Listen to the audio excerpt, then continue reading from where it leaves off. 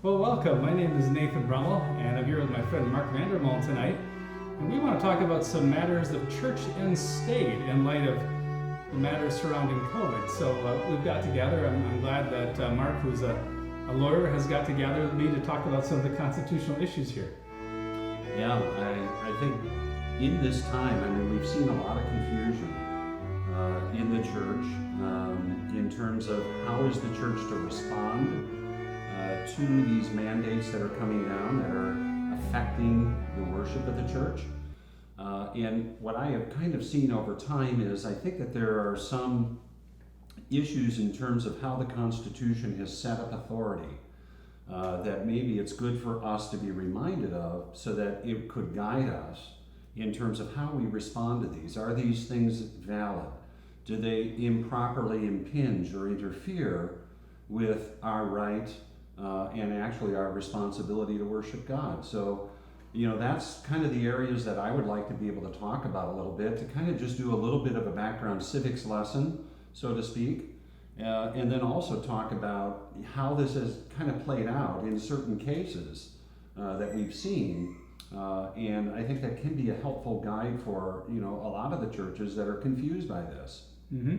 I think some ministers aren't quite clear how to deal with these issues. It's like, well, if the governor says you need to close your church down or wear a mask in church while you're singing, well, then that's what the minister or the church better do. And so I think it's important to talk about, well, what's a Christian approach to government? And we need to see that, yes, Christians are a law-abiding people. Christians are famous for the fact that they do submit to authority. And so we need to talk about, well, when do Christians need to obey those in government? Right.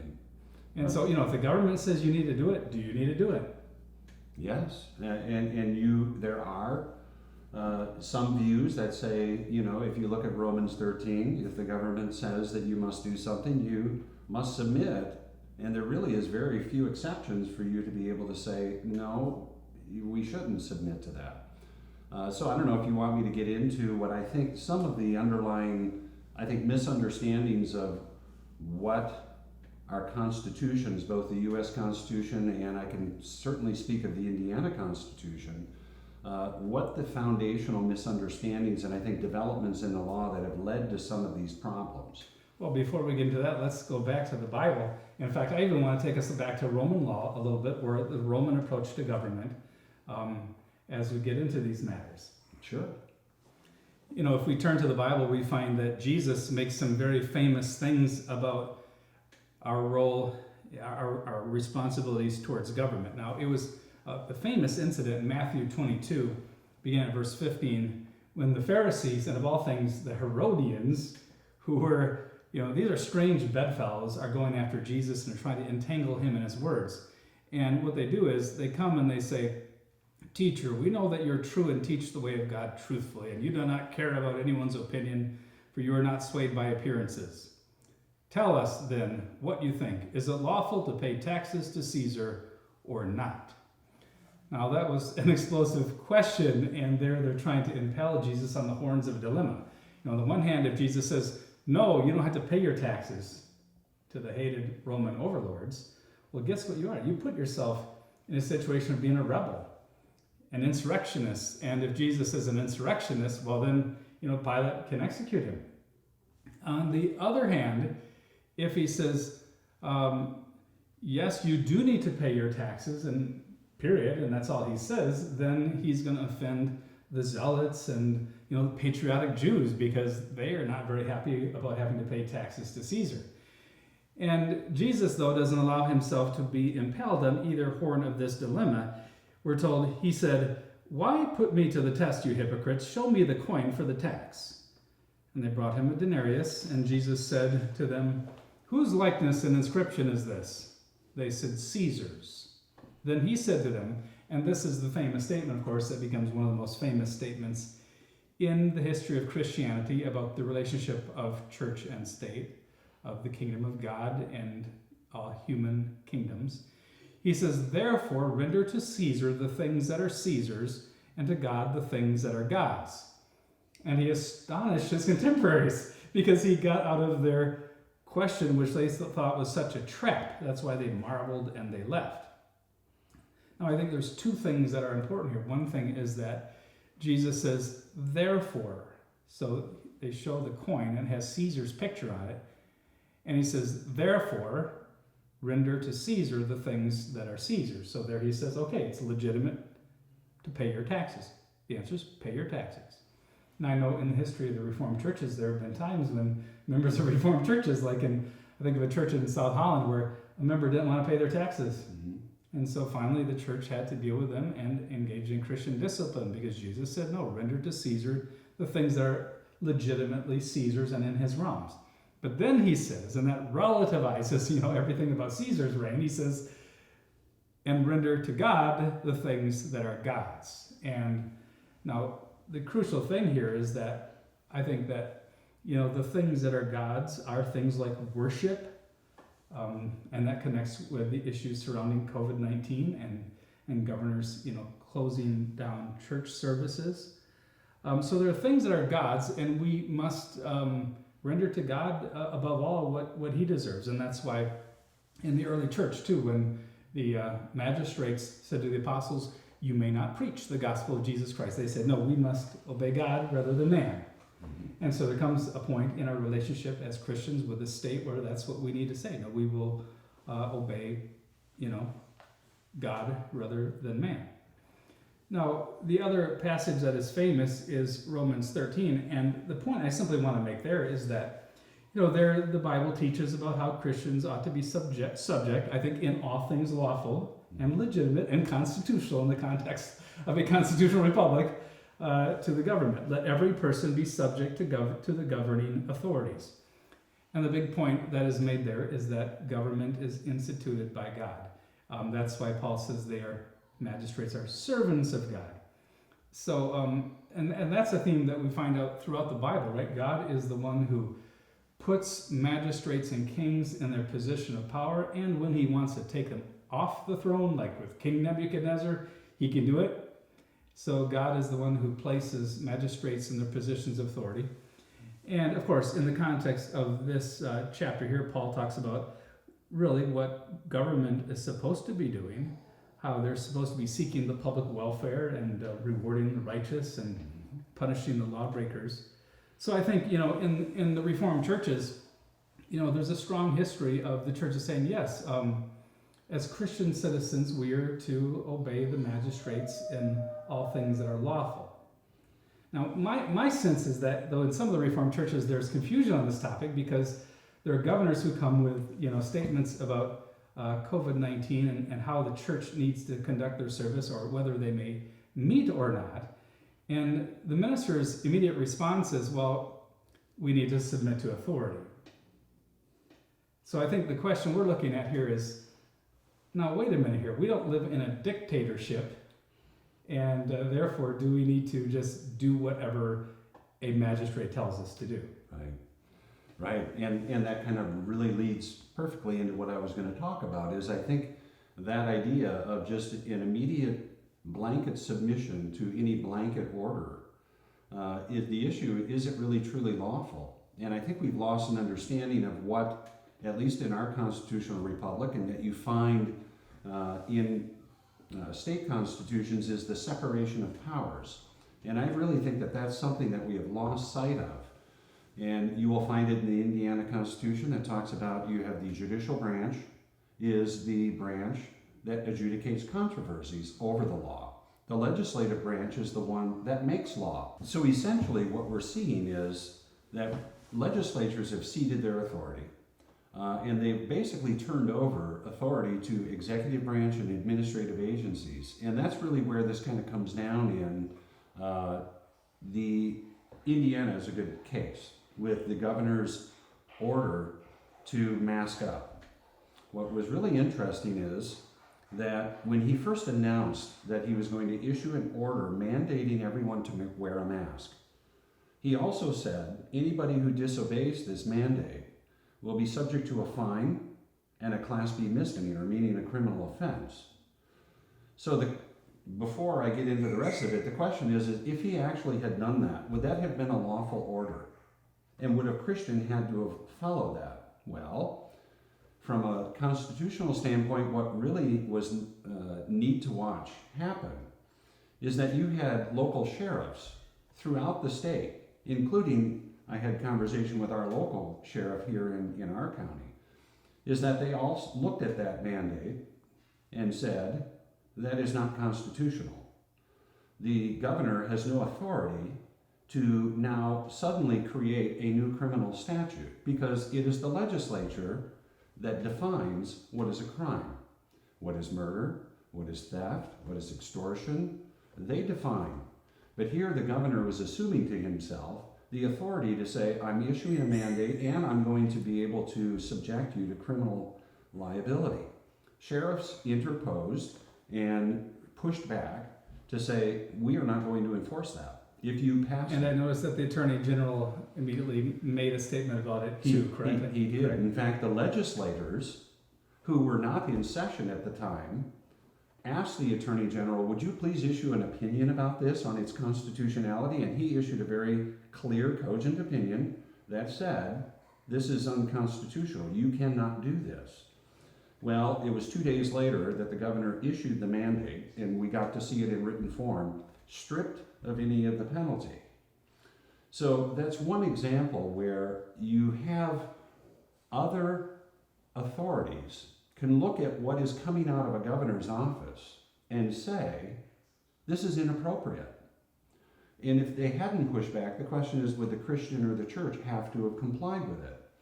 I will tell you briefly that I did say to the local sheriff, I said, if that mandate comes out, and I said, I actually would hope that you would arrest somebody on that basis because I'd love to take the case and be able to have a test case testing the constitutionality. Of course, that was tongue-in-cheek. But ultimately the sheriffs agreed and ultimately the governor backed down. We have the same thing is happening to a degree in Michigan, where you have Governor Whitmer has been issuing executive order after executive order, applying this thing and somewhat imposing them arbitrarily up against churches, other types of businesses. And the legislature itself has been looking at these orders and has now sued her to say, you've exceeded the authority under any temporary emergency authority that we've given you. So there's actually a pending suit that is now pending before the Michigan Supreme Court as to whether or not Gretchen Whitmer had any authority to be issuing any of these orders. You have the example of John MacArthur's church, where he's been hauled in court 4 times, that the county authorities and the health department has said, we've ordered you not to gather in church. And MacArthur has given a lengthy explanation based on a lot of the principles you talked about from Scripture, is that, well, we reviewed this in the beginning and we said we would comply, but now we're actually evaluating the evidence and seeing the governor is applying this arbitrarily everywhere. Abortion clinics can stay open, but yet you're limiting worship and saying we may not worship indoors. And then he's looking at the science and the COVID infection rates and the death rates, and it's a 99.98% survival rate. So he finally comes to the point of a recognition of, am I obeying God or man here in not gathering to worship? This does remind me of the whole matter of, when it comes to the ability to address issues, like the government might say, well, we have our experts. We have our Dr. Fauci's, and therefore we have experts who can deal with matters. Now, the reality is, though, in other spheres, too, there are experts. For example, in local churches, you can have members of a local church who are, in fact, experts in certain medical fields, medical doctors. And also in the sphere of the home, of course, what if the government says, okay, everybody needs to wear a mask in their home all the time? Well, even in that context, of course, there are fathers who are scientists or doctors, and therefore are even able to evaluate these in a very technical sort of way. Yeah, no, I agree. So as a follow-up to what you were just saying, is does the local church or the family have the ability to be able to review the order that has come, to be able to determine, is this a constitutional issue? There are experts that you can go to, or people that are trained in this. You have people that are in your local body that can answer questions regarding, and you can read the statistics coming out from the CDC yourself as far as death rates, etc., and go, is this really what the government is saying this is? For instance, in the MacArthur situation, I mean, he made a point of going through his evaluation of this from the time that these orders began in March. And he then kept watching the data. And he has his people in his church that are watching the data and advising him. And he comes to the point of saying, we can evaluate this and see this is an unjust law. You have individuals that have, once he's come out and done this, have actually attacked him, just taking a very, I think, superficial view of Romans 13, is that he must be in disobedience to the magistrate. And the question is, if the magistrate is not really giving you a just law or a constitutional law, is John MacArthur being disobedient if he's being in obedience to God? So that is a real legitimate, deeper question to ask that I think the churches don't necessarily spend the time diving into that question. And I think that's important both on a federal level, a constitutional level, and Indiana Constitution. I want to bring up one other case, if you don't mind. There was a Nevada case that made it to the U.S. Supreme Court.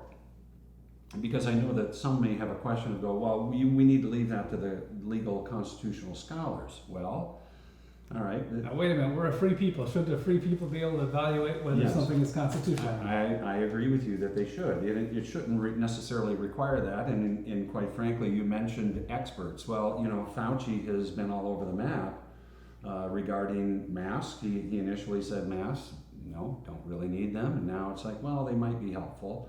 CDC guidelines, I think, changed even today as to whether or not you should be doing testing of asymptomatic people.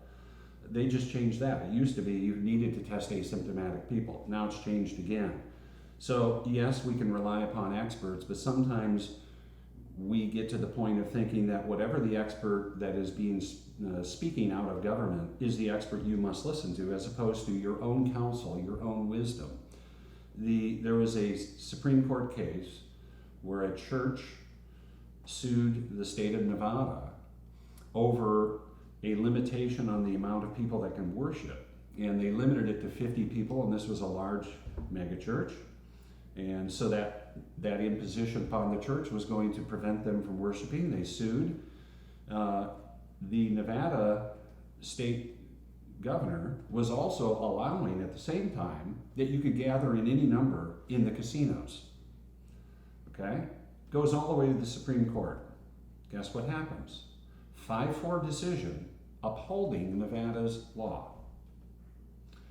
In the dissent, I have his quote, Justice Alito, so you have 4 members, all right? You've got 9 constitutional experts on the Supreme Court, and you have 5-4 decisions that keep coming out. What is the answer of the Constitution, all right? So you have... Well, certainly the Supreme Court can't be wrong on a constitutional decision, can it? Yeah, right. I mean, were they wrong with Dred Scott? Well, yes, they were. Are they wrong with Roe v. Wade? Yes, they were. But here, Justice Alito makes this, I think, important point that I think helps guide the Christian in their thinking, is that a public health emergency does not give governors and other public officers carte blanche to disregard the Constitution for as long as the problem persists. So in other words, suspending the Constitution just because you declare something as a pandemic is not necessarily constitutional. And Neil Gorsuch said, looking at that particular Nevada law, he says, but there is no world in which the Constitution would permit Nevada to favor Caesar's Palace over Calvary Chapel. So here you have 4 constitutional experts saying this is absolutely invalid constitutionally. So the question comes, does the Christian and the church have the ability to look at this and look at the reasoning of these decisions and determine whether or not this really is truly a law that we can follow over against God's law? No, I think that, growing up as a Christian, if I think back to, my teenage years and what I heard in sermons or what I was taught, certainly the emphasis did fall upon matters of being subject to government. And of course, that's not at all bad thing, isn't it? That in the Reformed churches, there's an emphasis on, obeying God-instituted authority in the home and when you have sermons on honor your father and your mother, there's emphasis on also honoring magistrates and praying for magistrates.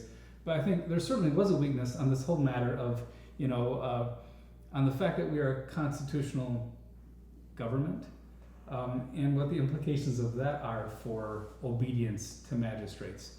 Now, one thing that has struck me is that even in the history of Rome, of the Roman Empire, it's not like even the Roman emperors could do whatever they wanted, or if you were a local governor in the Roman Empire, it's not like you were a dictator with no accountability.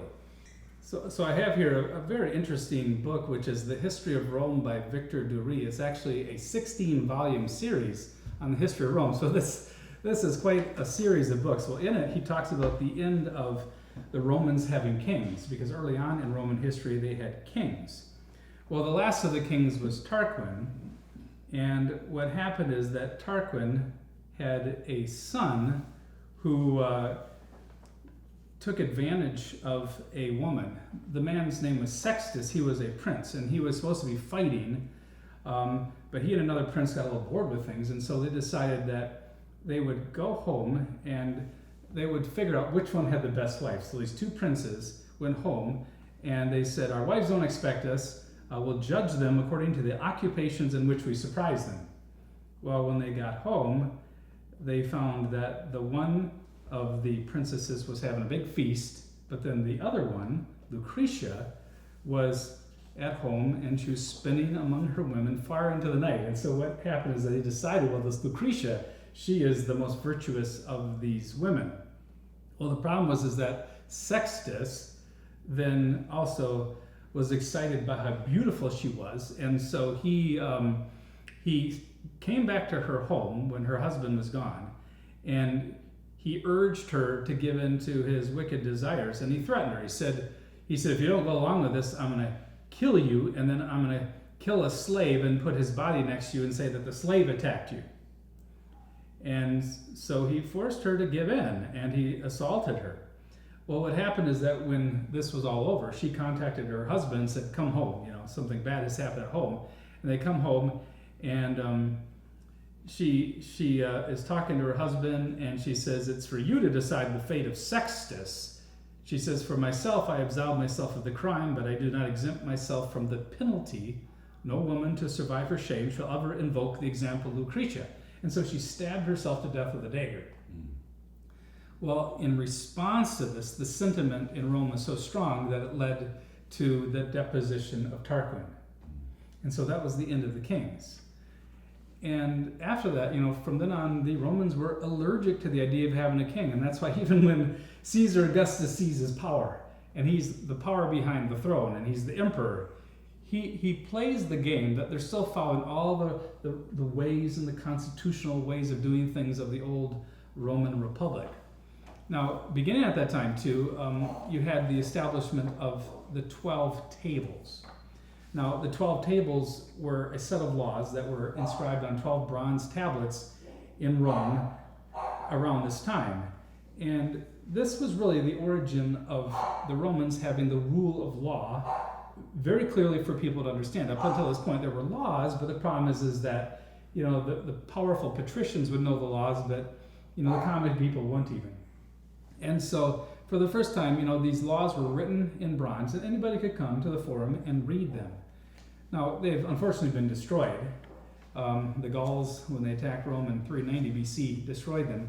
So we only have just like crumbs of what was actually, involved in these different laws. But, in these laws were things like, in Table 1, if a man was summoned to court, you had to go. And then the trial was to last only till night. Or, stolen goods belonged to the owner, even if they weren't found until much later. Or, Table 4 said a father has the right of life or death over his children. There were rules governing the family, rules about the sale of land, how close your buildings might be to each other, and things like this. No laws or judgments were to be made in favor of individuals to the detriment of others, irrespective of the rank and status. So everyone is equal before the law. Equal protection. That's right. And they had things like, okay, you can't have burials or cremations within the city walls. First, early on, they said a patrician could not marry a plebeian, so a rich person couldn't marry a poor person, although that was revoked. But my point is that even in Roman history, they not only had these 12 tables and the laws that governed their society, but they had rules about, for example, people in positions of power and how long they could remain in power. For example, if you were a general, whether you could take your army into the city or not. My point is even the Roman emperors were constrained by all kinds of really constitutional understandings of how the government was to operate. And so it's not like, when we think back to even dictators like Caesar Augustus or the later emperors, that somehow there were no constitutional things that were kind of prohibiting them from doing whatever they pleased. Right. And that kind of hits upon something that I neglected to say before, is that we forget that the Constitution is actually already recognizing pre-existing natural rights given to us by God. And that Constitution is actually limiting the authority of government. And at least as far as human law is concerned, it is the Constitution that is the supreme law of the land that we recognize. It is not a court opinion about the Constitution. Because that's one of my pet peeves, is when I hear someone say, well, Roe v. Wade is the law of the land. No, it isn't. No, it isn't. You have court opinions issued by federal district court judges here in Indiana that strike down just what I would say very small incremental restrictions upon abortion. You have the ACLU runs to court. They go to a favorable federal judge who then says, I hereby declare this unconstitutional. And what I think we forget is that in the history of our country, there have been times when the executive and the legislative has looked at an opinion issued by a court and has said, thank you for your opinion, now go try to enforce it. So, in other words, the court really does not have the ability to enforce its decision. Mm-hmm. And I think we can look at a legislature that has gone through the work of passing it through the will of the people with a reasonable restriction upon abortion, and you have one federal judge strike it down.